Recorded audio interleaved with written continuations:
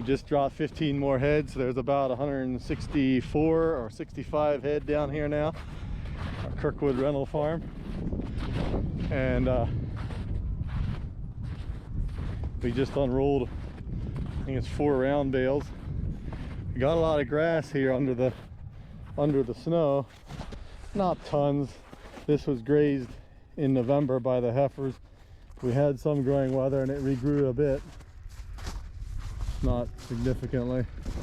This is our forward brake wire, and our employee is down there stringing the wire for the next brake. We keep them moving, so we spread out our impact. Looks like they've eaten up pretty good and they're not that hungry anymore.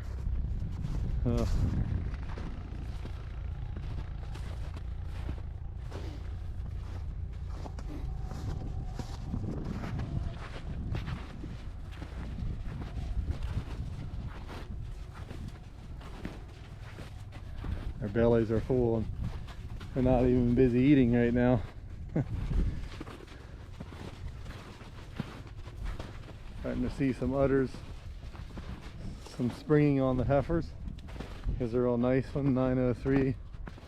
She's just showing a little bit of udder, not much yet. A little bit there.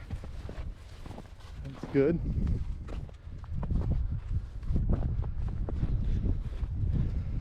You just won't find healthier heifers than you do,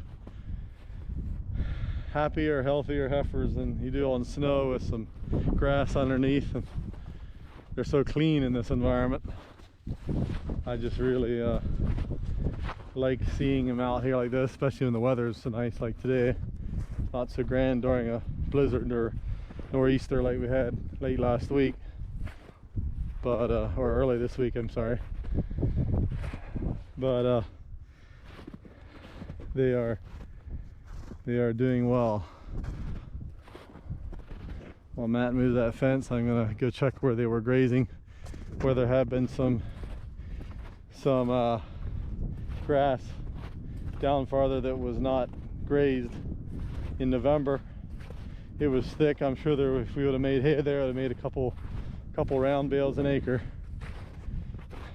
And then the snow came and buried the last of it. Just a couple acres left. I'm curious to see if they punched down through it enough to eat some of that. I think they probably did. Here's our mineral feeder. Gonna check it out, see if it's in good shape. Looks like it is.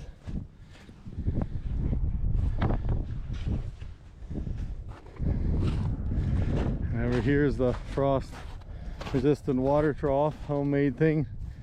There's an 8-inch pipe underneath with the 1-inch water line inside that acts as a heat well. It works really good, especially in weather like this. This looks smeary, but it's not. It's just a little soft on the surface.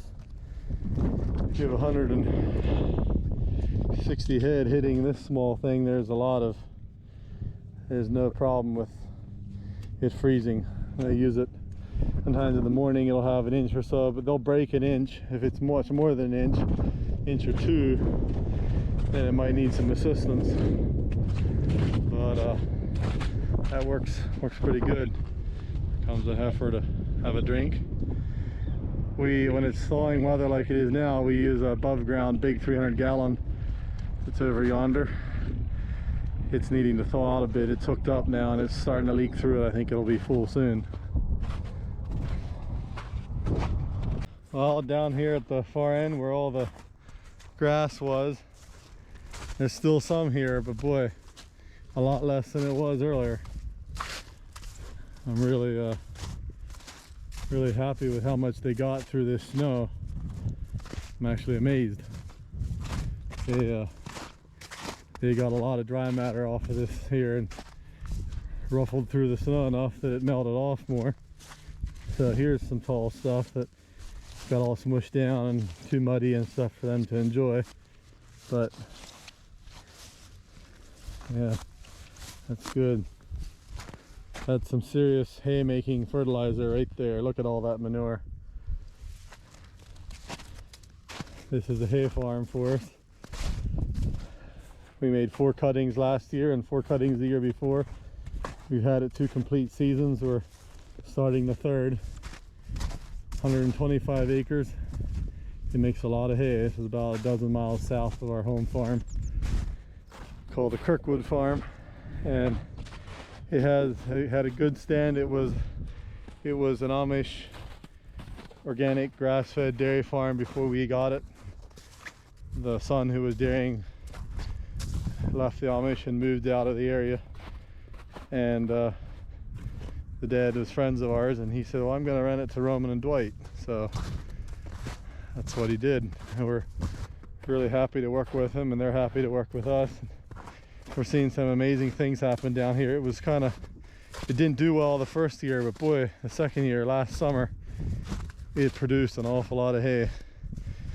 I didn't do the exact math yet, but I think we were pushing 4 tons of dry matter, maybe, over 4 tons, more like 4.5 to possibly 5. I need to figure that out. It did really well. Yeah, there was hay. Me being laid up. Matt had unrolled some hay here. The screen to work. And then yesterday he took the fence that we did not feed any. He had fed it 2 days ago. And he just took the fence down and gave him access to this part, and gave him a break at the upper end as well. And so now they have a big area, pretty good sized area here, at least 10 to 15 acres. Walking back towards the herd. They're getting a drink and some mineral.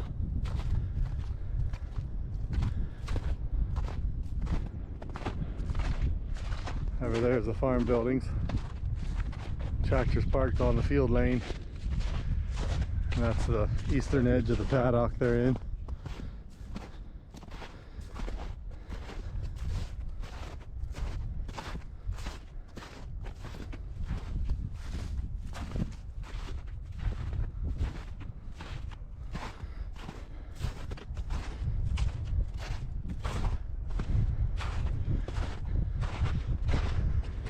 Hey there, homie.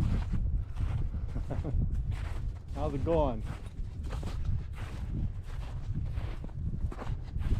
Licking the salt off your mouth.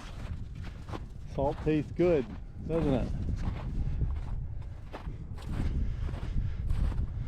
This cow here ahead of me, I just dried off this morning. There's that fresh orange X on her flank. That was how we identified her out of the milk herd. We had a truck bring all of them down here this morning.